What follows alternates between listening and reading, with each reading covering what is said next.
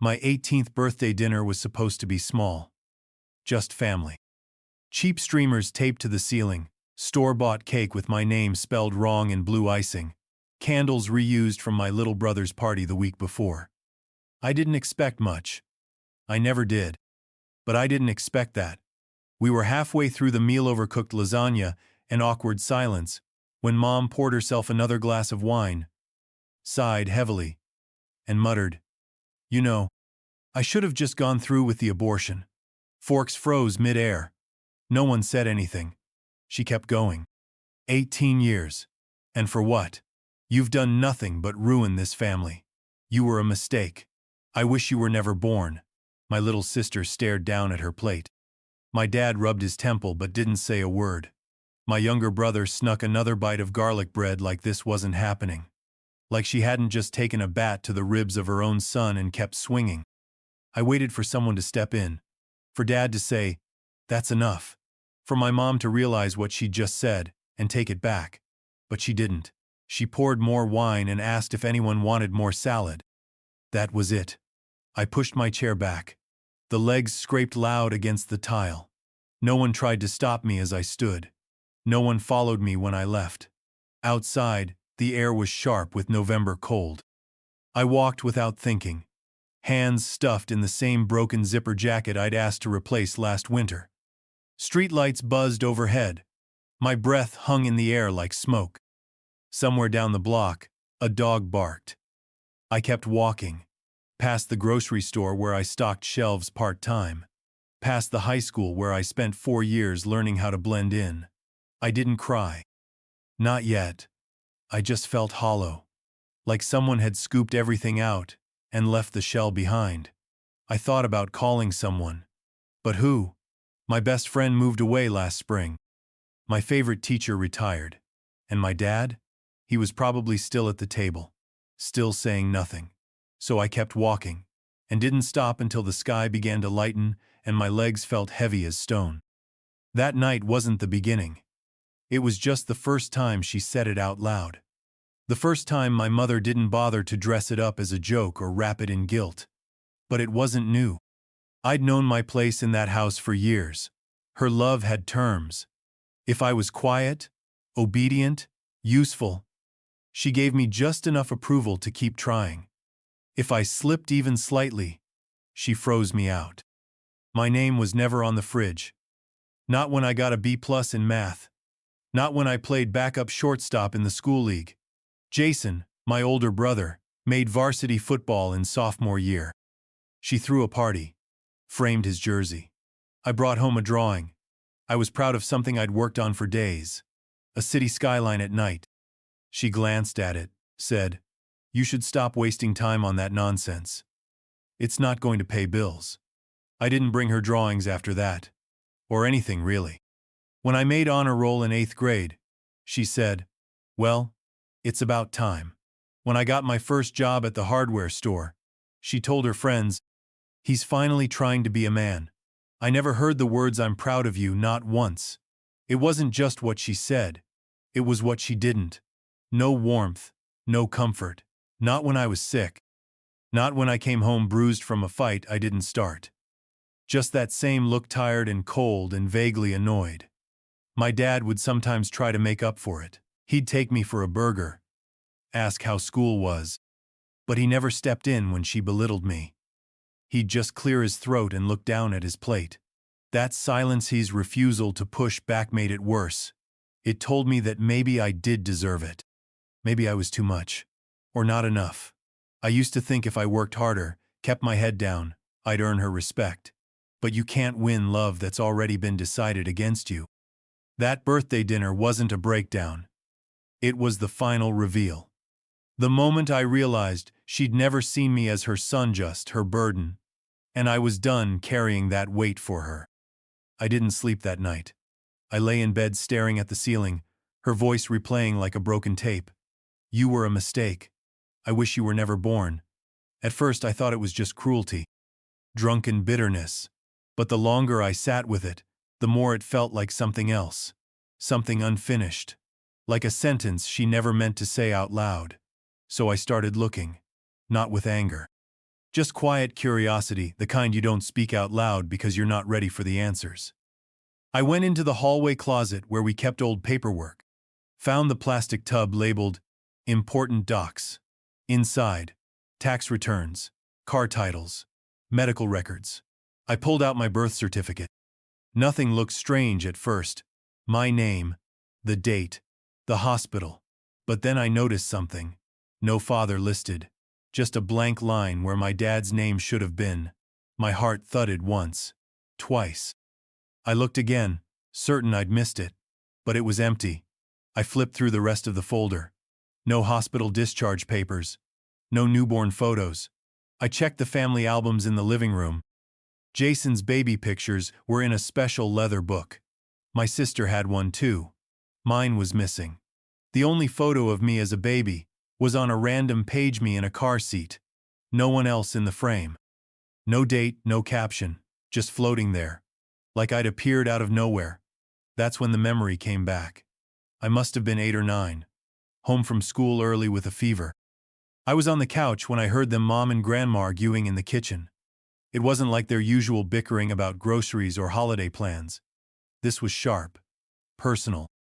"You can't hide it forever," Grandma said. "He deserves to know. He doesn't need to know anything," my mother hissed. "And if you say one word to him, you think this is about you? It's about him. He has a right." Silence. Then a cabinet slammed, and I coughed on purpose so they'd know I was there. They stopped talking. A minute later, Mom came out, smile too wide. "Feeling any better, sweetie?"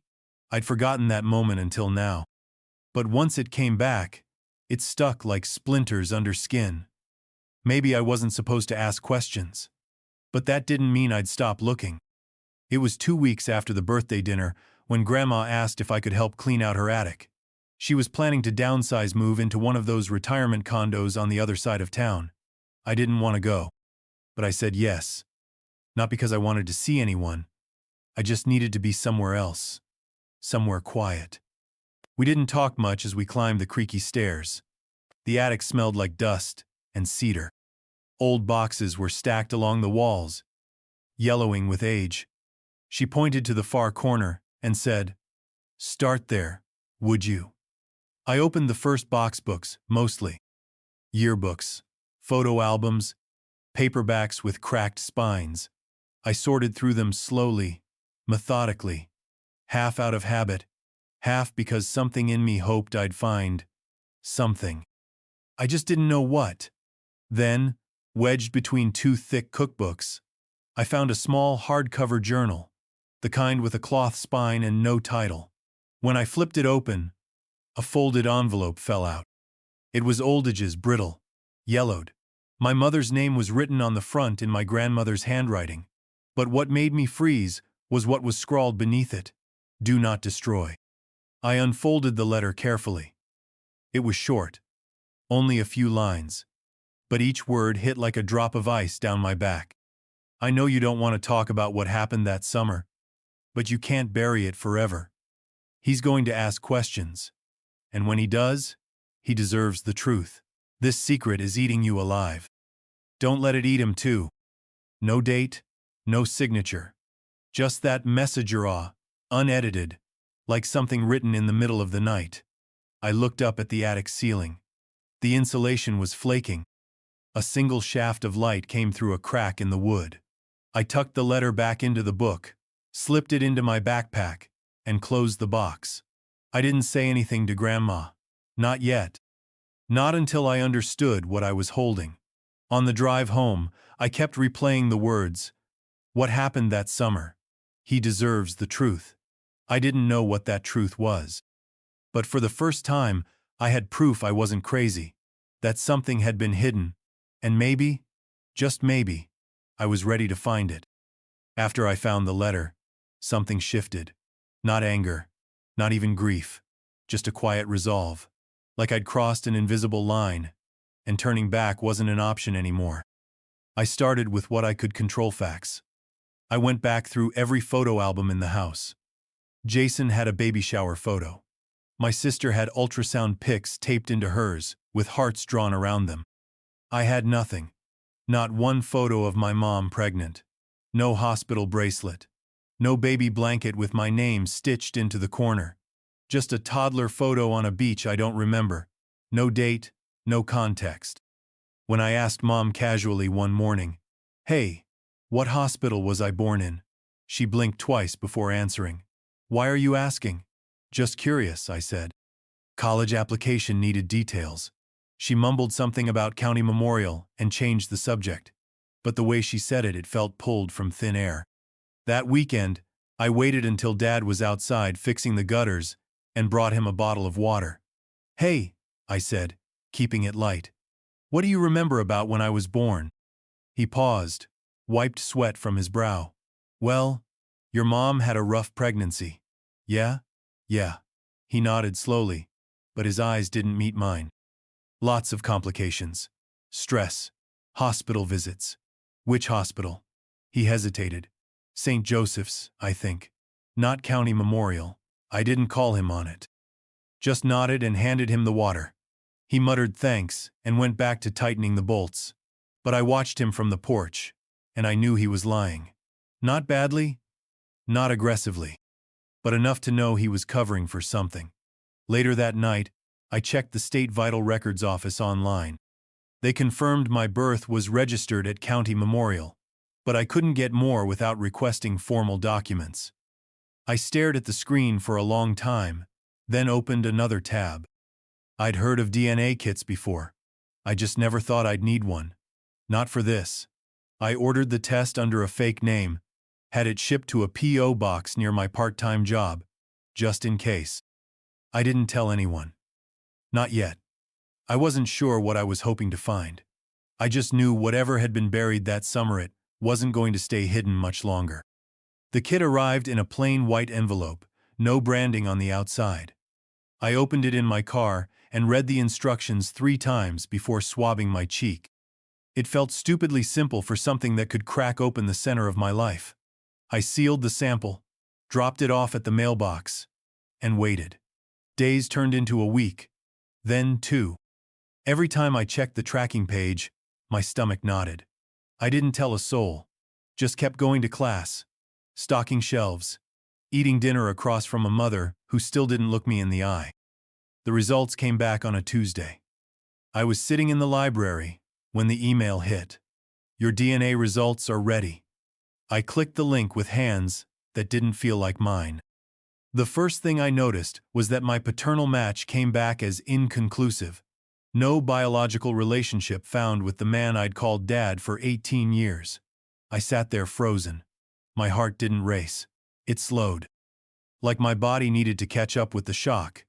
But then I scrolled down further and that's when it hit harder. I had a close match flagged as a first cousin. Someone named Ryan Callahan. I didn't recognize the name. Never heard of him. But his profile had a shared family tree that traced back to the Callahans who ran the auto shop 3 blocks from our house. A local family. One my mom had mentioned in passing over the years. Trash, she'd once called them. People with no ambition. I looked closer at Ryan's profile. His uncle was a man named Darren Callahan. My hands went cold. I knew that name. Darren had gone to high school with my mom. He died in a car accident years ago, long before I could remember. The dates lined up. The town was small. There weren't many Callahans. If Darren was Ryan's uncle, and I was matching Ryan as a first cousin, the connection was undeniable. Darren wasn't just a name in a yearbook. He was likely my biological father. I sat back in the library chair and stared out the window at nothing. The pieces were clicking into place faster than I could process.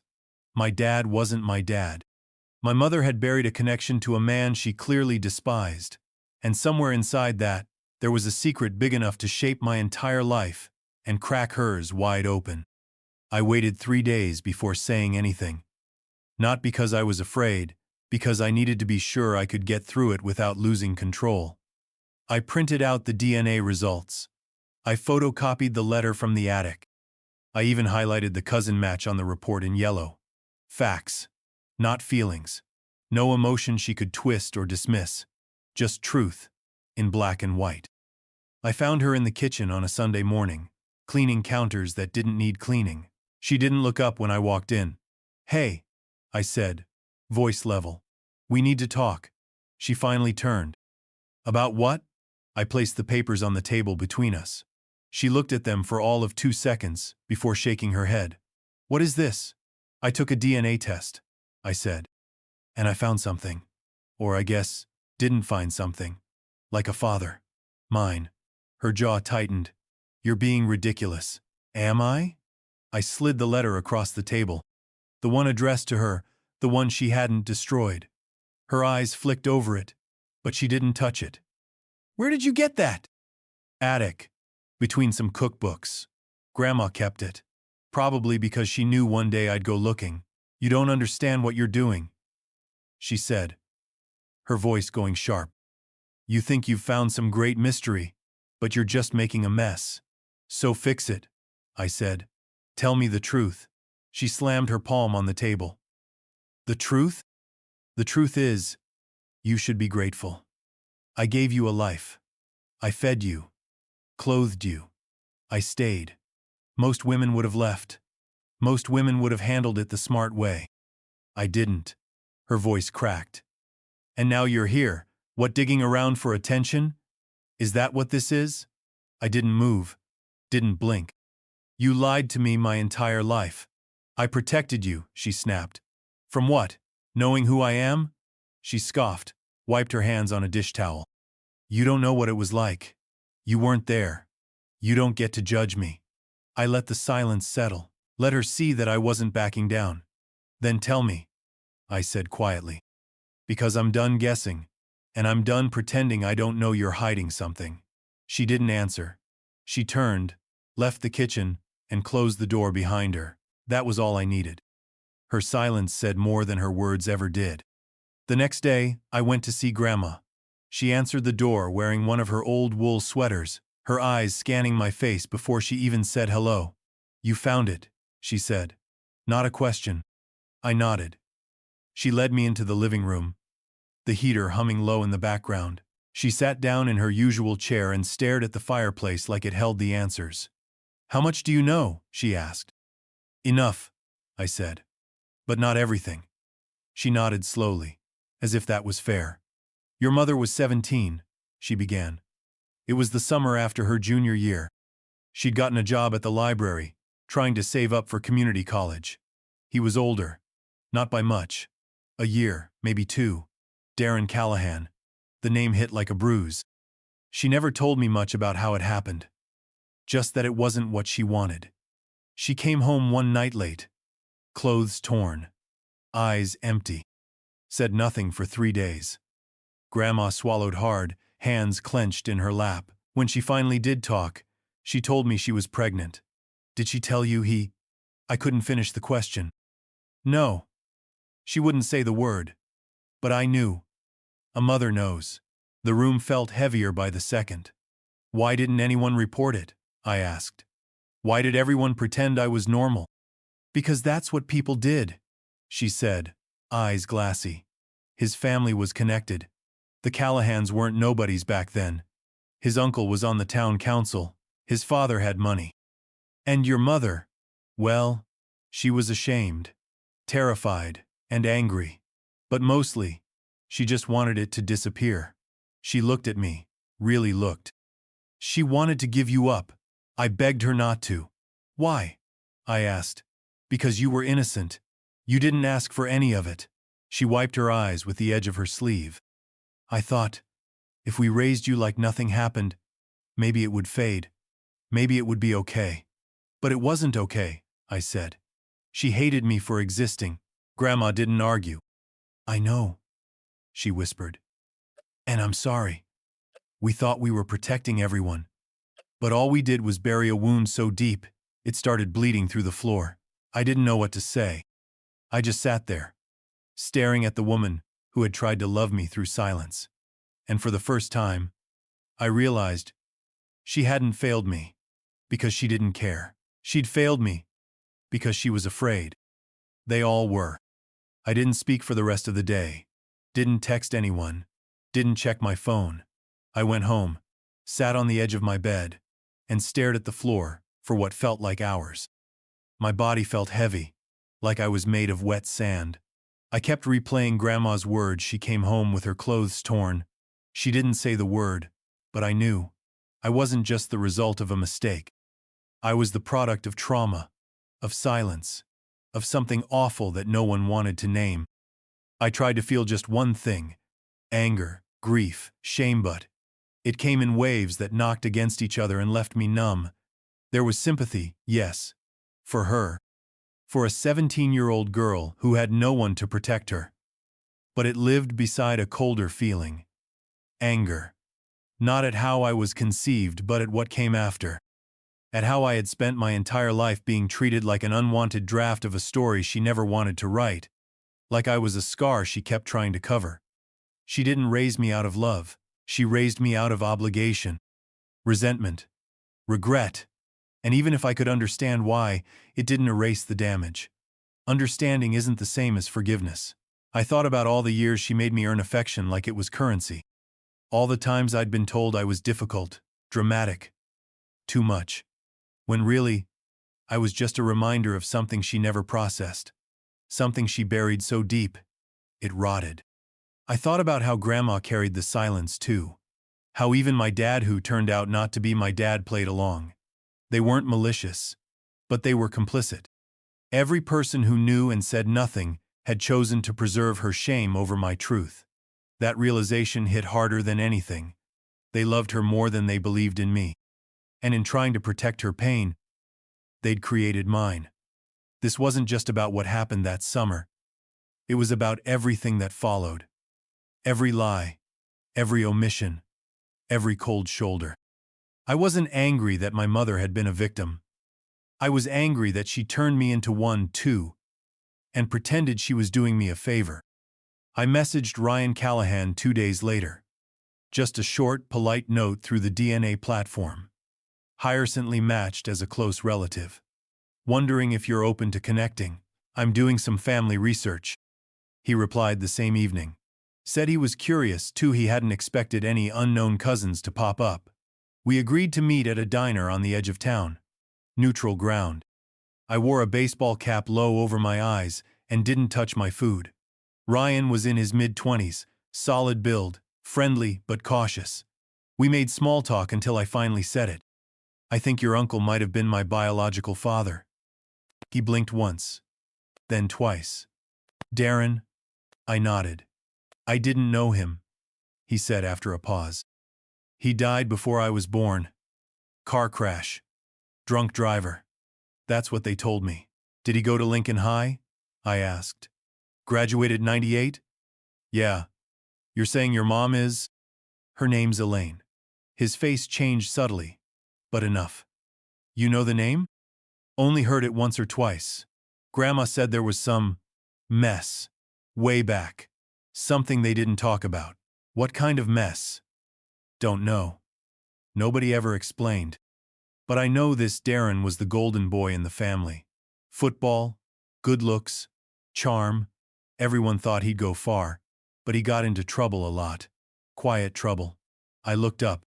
What do you mean? Fights, girls, rumors. A couple times police were involved, but nothing stuck. Family had money, connections. People looked the other way. My stomach turned. So he had a history. You could say that, Ryan said carefully. Nobody wanted to tarnish the family name, especially not back then. I asked for a photo. He pulled one up on his phone. Darren was tall, sharp-jawed. A confident smirk I recognized in the mirror some mornings. My face. His face.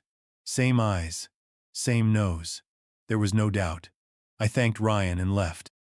Walked 3 blocks before I let myself sit down on a bench and breathe. He was dead. Long gone. But the shadow he cast had shaped everything.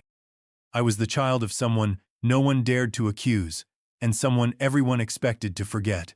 That's why she hated my face. That's why she never looked too long. Because when she did, she saw him. And now, so did I. Grandma called a week later. She said she found another box while cleaning. More photos, Some old notebooks, she said. Might be yours to look through. I drove over that afternoon, not because I expected anything, but because part of me was still waiting for one last missing piece. Something final. Something that would stop the questions from echoing. She handed me the box at the front door. Didn't invite me in, just a small cardboard container sealed with yellowing tape. Be gentle with it, she said. It's been waiting a long time. I nodded and took it home. It smelled like cedar and dust, like most things pulled out of old attics. Inside were spiral notebooks, school binders, a cracked snow globe. I almost missed the black leather journal buried at the bottom, mud-marked, soft with age, the cover fraying at the edges. I opened it carefully. The handwriting was my mother's, scurved, precise, too neat to match the chaos that lived underneath. The first few pages were mundane. High school gossip, crushes, homework stress. Then, about halfway through, the tone shifted. July 19. I can't sleep. I keep seeing his face, his hands. I told Mom I tripped. She pretended to believe me. I think she just didn't want it to be true. I feel sick. July 26. Missed my period. Bought a test. Positive. August 5. He won't even look at me now. Pretends like I'm invisible. Like it never happened. But it did. And I have to carry it. Every single day. The entries stopped for a while. Then one more. March 12. He has Jason's eyes, but not Jason's smile. He looks at me like he knows something. He's only 2, but I swear, sometimes I see Darren in his face. And when I do, I hate myself for it. I stared at that line until the letters blurred. She hadn't just hidden it. She lived with it. Every day. And every time she looked at me, she saw the man who'd taken everything from her. That didn't excuse what she'd done. Not the silence. Not the cruelty. But it explained it. A little. I closed the journal, set it on my desk, and sat there until the room darkened. It was strange the truth didn't make me feel better. But it did make me feel real. For the first time in my life, I knew who I was. Even if the answer wasn't what I wanted. I didn't tell anyone right away. Not Grandma. Not even Ryan. The journal sat untouched on my desk for days. I didn't reread it. Didn't need to. The words were carved into me. Eventually, I opened my laptop and started to write. Not for revenge. Not even for closure. I just needed to put it somewhere other than my own head. I typed slowly. Not just the facts, but the weight of it all. What it felt like to grow up in a house where love came with strings. What it was like to stare at your reflection and see a face that haunted someone else. I wrote about the DNA test, the argument, the attic letter, the diary. Not her name, not mine, just the truth, stripped of labels, honest and sharp. I posted it anonymously on a site where people share things they can't say out loud. I clicked submit and closed the tab. I expected nothing. The next morning, the post had over 40, 0 views. Comments poured in, private messages, people strangers telling me they had stories too, women who were told to stay quiet, men raised by people who resented them, adults who had grown up under a weight they couldn't name until now. I thought I was the only one. You put into words what I've never been able to explain. Your pain helped me understand mine. I didn't respond to most of them, just read and reread. Something had shifted. Not just in May, but out there. The silence was cracking. People were telling the stories their families buried. They were digging up roots, naming things that had lived unnamed for too long. I wasn't alone. I wasn't an accident. I was evidence of what people hide, of what they survive. One message stood out. It was short, no punctuation. Just, "You broke the chain. Thank you." I sat with that for a while. Broke the chain. Maybe I had. Not by confronting her. Not by demanding an apology she was never going to give. But by refusing to carry the shame that was never mine to begin with. I had been born into silence. But I was choosing not to live in it. The truth didn't stay quiet for long. Grandma found the journal missing. She put two and two together. A week later, my mom called. I didn't answer. She left a voicemail clipped, defensive, and full of things that sounded like explanations but weren't. You don't understand what I went through. You weren't supposed to find that. I was trying to protect everyone. I didn't respond. I didn't need to. Word spread across the family. Jason called first. Angry. You're really doing this? Blasting Mom's worst moment to the world? She raised you, man. You have no idea what she gave up. I told him she hadn't raised me. Not really. Not in the way that counts. He hung up. My younger sister, Claire, reached out next. Quiet. Careful. I'm sorry, she said. I didn't know. I suspected things weren't right, but I never imagined that. She asked if I wanted to talk more. I told her I did. She was the only one who didn't try to defend or justify, just listened. The family split like glass. Some took her side, parroting the same lines she always used. That I was dramatic, ungrateful, stirring up trouble for attention. Others went quiet, maybe out of guilt, maybe out of confusion. And then, there was my father. I confronted him last.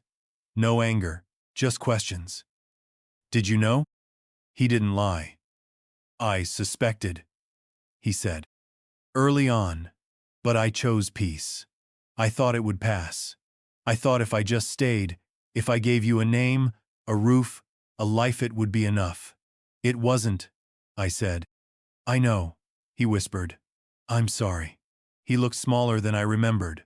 Older, more tired, but not cruel. Just absent. Like he'd been sleepwalking through fatherhood. I didn't yell. I didn't demand anything. I just stood up and told him I needed space. He didn't argue. I deleted group chats, blocked a few numbers, muted others. I wasn't angry anymore, not in the explosive, vengeful way people expect. I was just done. Done carrying the silence. Done begging for love that came with conditions. Done pretending that blood alone made people family. Sometimes peace isn't what you keep. Sometimes it's what you walk away from.